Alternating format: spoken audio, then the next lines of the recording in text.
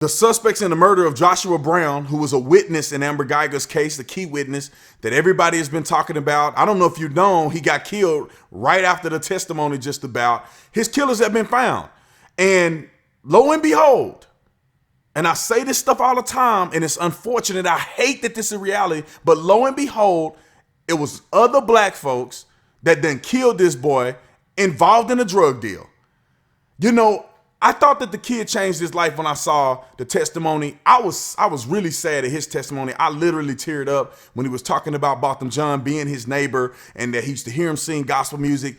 I just wanted to believe that young man had changed his life and that all them tattoos really was a product of a past that he had. And now he's doing something different. Unfortunately, this young man was involved in gang activity and it caught up to him.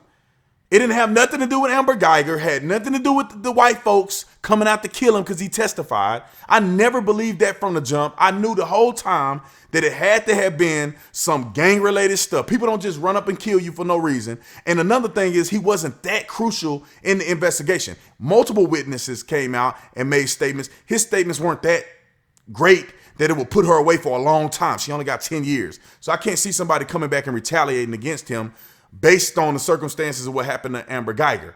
But all too well, we know this all too well. It's unfortunate. I'm not shocked. You shouldn't be shocked because when you do this life of crime and you're selling drugs and doing all that, unfortunately, these things happen to you. It's very sad, man. I literally want to tear up thinking about this young kid because I wished he'd have done something different. I wish that that young man could have had more life than that. Then for his last moments to be testifying in this hearing and then being murdered by other people, you know, a few days later. It's sad, man. It's sad. But this is more introspection. We need to stop pointing the finger. Everybody was quick to point the finger and say, oh, man, they must have did this to him. No, it's us. We doing this to each other. And I'm not trying to play him out to be this sole victim because he was involved in a drug transaction. We got to do better, man.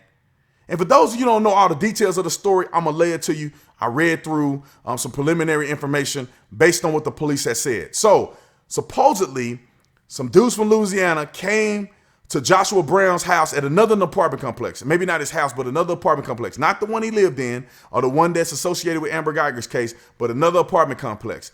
They met him to buy drugs. Supposedly, it's a drug deal gone bad. He ended up getting shot and killed. Now, based on some of the circumstances, we don't know what's going on. The police are giving preliminary information. They probably are going to find out much more that had gone on. But it doesn't look like an execution to a certain degree, and it doesn't look like Amber Geiger and them were involved. Now, the people who came from Louisiana, one of them got shot in the altercation by Joshua, and another one got caught, but one fled. So two got caught, one fled.